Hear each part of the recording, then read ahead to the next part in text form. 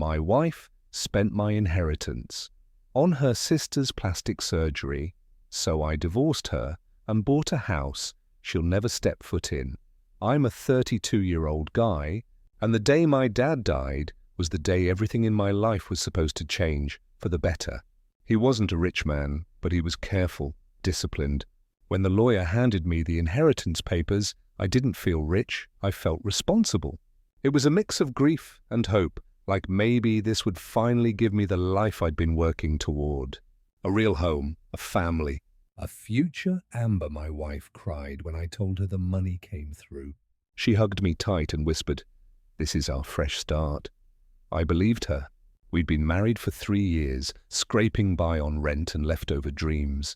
She always said she wanted a house with a garden, a little space for a dog, so I showed her listings. Beautiful little places in quiet neighborhoods.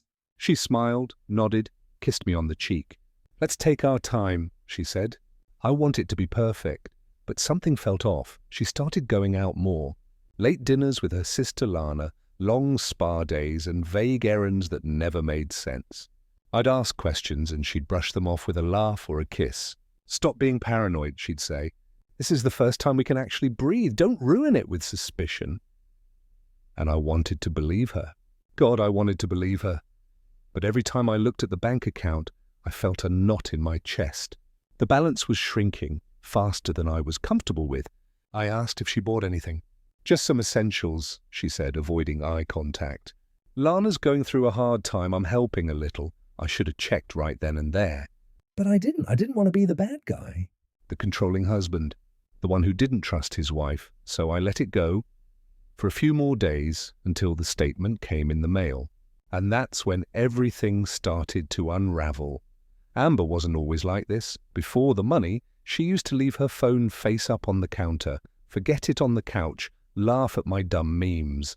Now, that thing was glued to her hand like it held national secrets. If I walked into the room, she'd lock it so fast it felt rehearsed. Once I caught her deleting messages before bed. She claimed it was just old stuff, cluttering her inbox. But it didn't feel like old stuff. It felt like something new, something hidden. She started going out late, not clubbing, not partying, just disappearing. "Running errands with Lana," she'd say, helping her out. At first I didn't think much of it. Lana had always been high maintenance, and Amber had always felt like the responsible older sister. But soon it felt like she spent more time being Lana's personal assistant than my wife. One night, over dinner, I brought up the house again. I'd found a charming place not far from town, white fence, backyard, perfect for what we dreamed about. She didn't even look up from her salad. "Not now," she muttered. "We're not rushing this, remember?"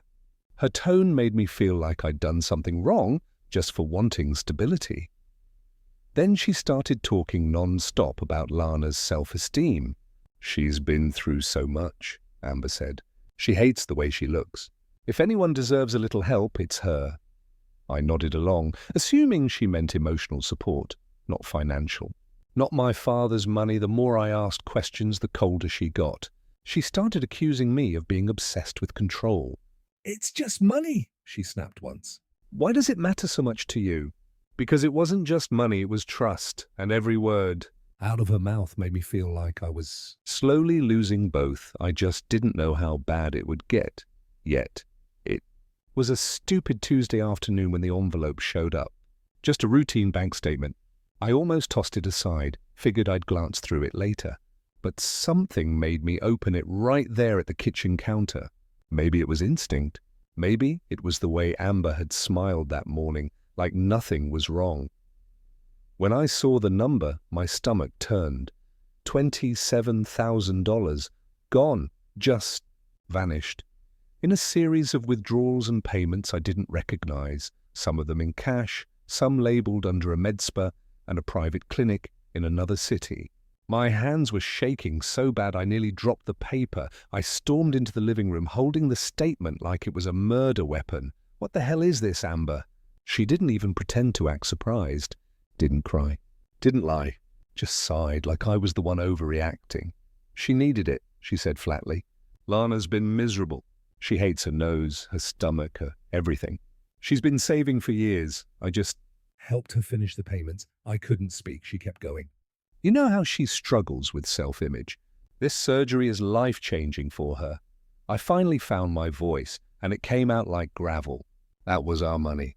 My dad's money. For a house. For us, Amber rolled her eyes like I was being dramatic. You're so obsessed with houses and ownership. I did something good. For someone who needed it more? That word, needed, like I didn't deserve the stability. Like Lana's abs were more urgent than my father's legacy. I felt sick. Not just from the money, but from her face, how calm she looked. Like she genuinely believed what she did was right, and that's when I realized this wasn't just selfishness. This was betrayal in its purest form, and it was only the beginning. That night felt like a slow-motion train wreck, loud, messy, and impossible to stop. I couldn't sit still, couldn't breathe. My chest felt like it was about to crack open. Amber sat across from me on the couch, arms crossed like I was the one who'd done something unforgivable. I trusted you, I said, voice shaking. I let you into the one thing that actually meant something to me. And you just threw it away. She didn't flinch. Just narrowed her eyes and said, "Wow, so now I'm the villain for helping someone feel better about themselves?" You didn't help. You stole. That's when the tears started. But they weren't soft or apologetic. They were angry, bitter, manipulative. She shouted that I was materialistic, that I only cared about money, not people, that I was acting like some 1950s husband who needed control over every dollar. "You never support women," she hissed. "You act like being generous is weakness." My jaw clenched so tight I thought I'd crack a molar. Then she flipped the switch. "The gaslighting. You've always resented my family, admit it. You've never liked Lana. This isn't about money. It's about you being petty and jealous." I stood up, fists clenched at my sides. "You either get that money back, or I'm done." And that's when she said it. Cold, flat, final. "It's not like your dad earned that for you. It was just luck. You didn't deserve it any more than she did." Everything inside me went still. Something deep snapped. It wasn't anger. It was silence. Hollow. Like I couldn't hear her anymore, because all I could hear was my father's voice, his lectures about responsibility, about legacy, about character. I looked at her, really looked, and realized something terrifying. The woman I married no longer existed, and maybe she never did. The rage simmered for days. I couldn't eat, couldn't sleep. I kept hearing her voice. It was just luck, looping in my head like a curse. But the part I couldn't shake was why. Why give that much money to Lana? Even for plastic surgery, it didn't add up, so I called her. Lana picked up on the second ring, chipper as ever. "Hey, what's up?" I didn't waste time. "How's recovery?" She went silent. "Recovery from?" "The surgery Amber paid for." A pause. Then laughter, confused, nervous. What surgery? I haven't had anything done. I wish. Wait, Amber told you that?" My stomach dropped. "She said she gave you money. For full body work? Are you kidding me? I haven't seen a surgeon since my wisdom teeth at 19. Amber's been avoiding me lately. I figured you guys were just busy." I hung up without saying goodbye. I felt cold. Not angry. Not betrayed, cold. I pulled out the laptop and logged into the joint bank account. Not the surface stuff, the logs. The raw breakdown. It didn't take long. Thousands at a high-end spa resort, multiple charges at luxury boutiques, names I couldn't even pronounce, and one that stopped my heart. A $2,400 charge for a romantic couple's suite at a 5-star hotel 2 hours away. Dates matched her girl's weekend. And she wasn't with Lana. She wasn't even with me. That was the moment it stopped.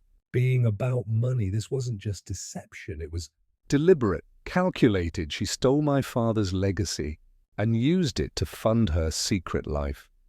And I wasn't going to sit quietly anymore. The hotel sat like a crown on the city skyline, glass walls gleaming, valet attendants in sharp uniforms, everything about it screaming wealth. My wealth, or what was left of it. I parked a block away, heart thudding so hard it felt like it echoed through my chest. I didn't know what I'd do when I saw her. Scream? Cry? Break. I just knew I had to see it for myself. The rooftop bar was warm, candlelit, with a soft jazz band playing in the corner. I spotted her instantly, curled into a velvet booth, laughing softly, a wine glass in her hand, and across from her, a man, clean-shaven, navy blazer, Rolex gleaming under the soft lights. Her knee casually brushed his under the table. She didn't even flinch when I walked up. Her smile froze mid-laugh. Her eyes flicked to me, then back to him, like I was an annoying server who interrupted a good conversation. "This isn't what you think," she said, quickly, voice low. Let me explain. I didn't say a word. I pulled out my phone and took 3 pictures. Her face, his hand on hers, the two of them with the bottle of wine she paid for using my dad's money. Her eyes darted around like a child caught stealing. The guy stood, confused, almost defensive. Hey man, what's the problem here? I didn't answer. I didn't make a scene, I just turned and walked out. My hands were shaking, but my mind was calm, coldly calm. This wasn't about a house anymore, or money, or even a lie. It was war now. She had taken Everything I loved and spit on it, and I was going to take everything. back, quietly, strategically, and make sure she never stepped foot in my life again. Didn't sleep much that week. Every time I closed my eyes, I saw her at that rooftop bar, laughing with him, her hand brushing against his. My chest tightened like I'd swallowed a rock. But I didn't rage, not yet. I moved quietly, deliberately, like a predator circling without revealing itself. I found a lawyer, someone who didn't ask questions, who just listened. I explained everything, the inheritance, the lies, the hotel. Every bank statement, every suspicious transaction, every evasive response she ever gave me. Within days, we froze the remaining funds. Every cent she tried to access bounced back. The power shift was subtle but intoxicating. At home, I kept acting normal, or at least the version she expected. I smiled when she walked past, nodded at her stories about her busy week, even pretended to consider her excuses for small expenses. She had no idea I had seen her. She thought I was still soft, still trusting, still blinded. Every casual laugh, every eye roll at my materialism, every "I forgive you" muttered over dinner, it fueled the fire inside me instead of quelling it. I started recording conversations too. Little things she said while venting about her sister or explaining where the money went. Everything was documentation, proof for the day I finally called it quits. I even kept receipts, texts, and emails meticulously filed. The betrayal had been methodical. My response had to be too. Every night, I'd sit alone in our apartment, listening to the hum of the city outside, imagining the day she'd realize how carefully I'd been building my exit. No dramatic confrontations yet. No screaming matches. Just preparation. Quiet, relentless, unshakable. By the end of the week, I realized something chilling. I was no longer the hurt husband. I was the storm waiting to hit. And when it did, there would be no coming back for her. She thought she still had me fooled. But in reality, I was already gone, inside and out. It was late afternoon when she discovered the papers. I'd left them tucked in the bottom drawer of my desk, thinking she'd never look there. But she did. The moment she saw them, her face twisted. First confusion, then fury, then something I didn't recognize at all. "What is this?" she screamed, slamming the drawer closed so hard the hinges almost broke. Her voice echoed through the apartment, sharp enough to make my ears ring. She grabbed a photo frame from the shelf, a picture of us smiling at our engagement, and hurled it across the room. Glass shattered against the wall. I tried to stay calm. Amber, it's just paperwork. Don't you dare. She yelled, cutting me off, tears streaming down her cheeks. "You're ruining everything. We were finally happy." How could you do this to me? To us? Her hands shook as she lunged, trying to slap me. I caught her wrist just in time. My heart raced, my chest tight. Every second felt like a lifetime. I realized then that this wasn't just anger. This was pure, unfiltered betrayal of our years together. I stepped back, holding up my hands. Amber, calm down. This is over. I can't. You can't what? You can't let me have what's mine? You're selfish, materialistic. You think you can control everything? The apartment smelled of burnt candle wax, of her perfume, of broken glass. The walls that had held our laughter now held nothing but echoes of screams and shouts. I looked at the remnants of our life, the shattered frame, the scattered papers, the faint imprint of our couch cushions where we had once cuddled. By the time night fell, I had packed a bag and driven off.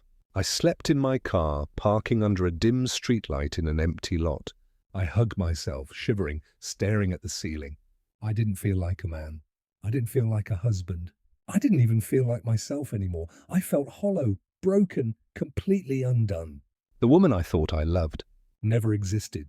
and for the first time I truly understood how empty betrayal could make a person feel. Tomorrow I would have to pick up the pieces, but tonight I had nothing. Nothing but the cold metal of the steering wheel and the weight of a heart betrayed. The next morning, I didn't hesitate. I called my lawyer and told him to fast-track everything: divorce, dissipation of assets, and the full paper trail of her lies and spending. I wasn't here to negotiate or beg. I wanted justice, clear and uncompromising. Her credit cards were frozen by noon. Every attempt to withdraw or charge anything was denied. I watched the notifications ping my phone, each one a small victory, a tangible reminder that I was finally taking control. Serving her came next. I went to her office, papers in hand, dressed to blend in yet sharp enough to make an impression. She saw me before I even spoke and immediately tried the shock and outrage act, fluttering her hands, eyes wide. "What is this?" she demanded, voice trembling with forced indignation. I handed her the documents. "Divorce papers," I said flatly. Everything is in there. "Your spending, the hotel stays, the lies. You've already destroyed your credibility." Her friends circled around, whispering and glancing between us. She opened her mouth to speak, probably to cry or accuse me of being controlling, but I didn't flinch. I could see their skepticism growing as she fumbled to explain her extravagant spending and the so-called surgery for her sister.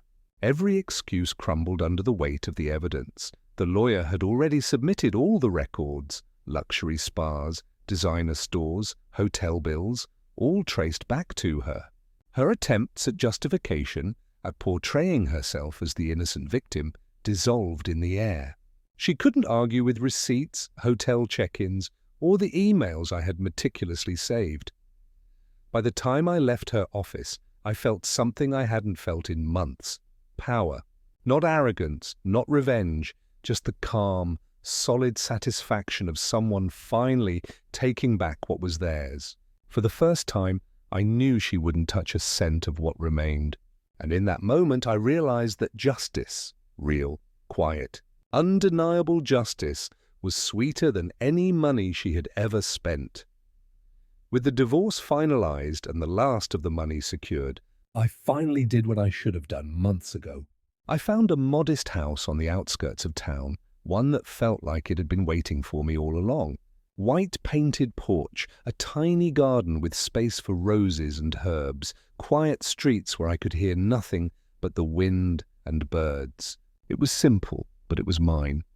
And for the first time in years, I felt the weight on my chest lift.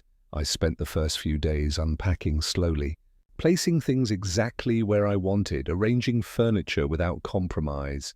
The smell of fresh paint mixed with the faint scent of the garden, and for the first time, the walls didn't feel like they were holding echoes of betrayal.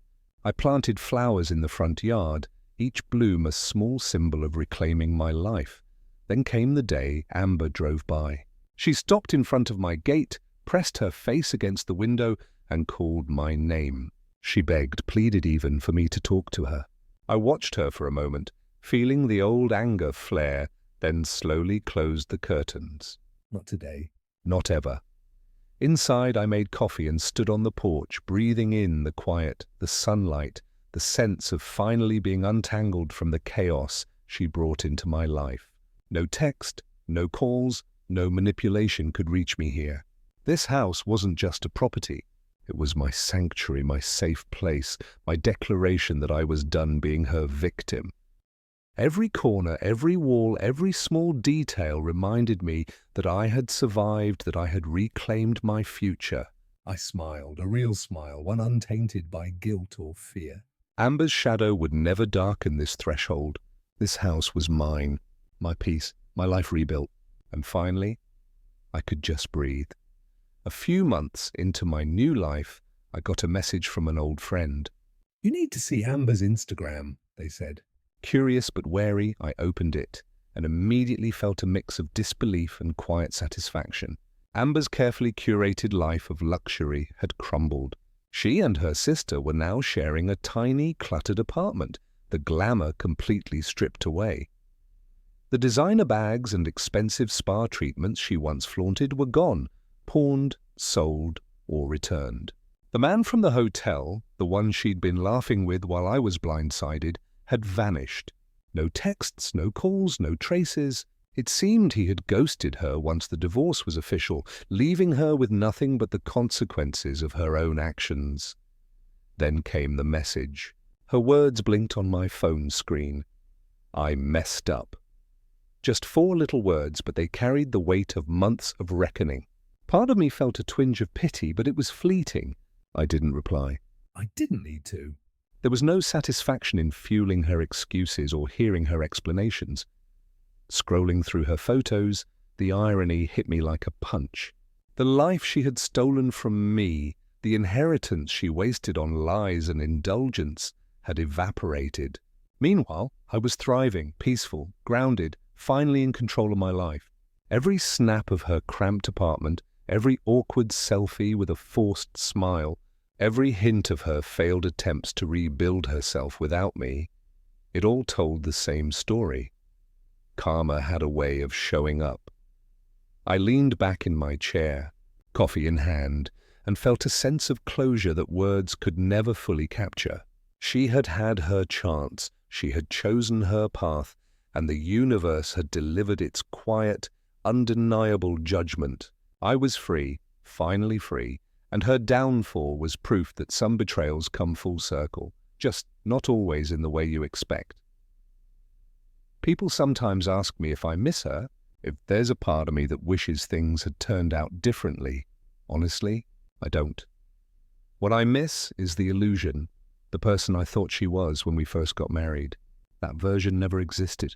The real Amber, the one who lied, manipulated, and spent my inheritance on herself, stayed in the past, and I have no room for her in my life anymore. I've started therapy, slowly untangling years of self-doubt and the shame she tried to bury me under. Some mornings I sit in the garden with my hands in the soil, planting tomatoes, watering the small green shoots, and feeling the quiet satisfaction of growth, literal and metaphorical.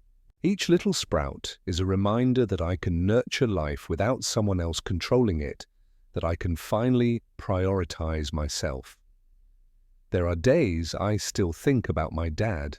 I wonder if he would have approved of how I handled everything, if he'd be proud I didn't let betrayal define me. But I like to think he would.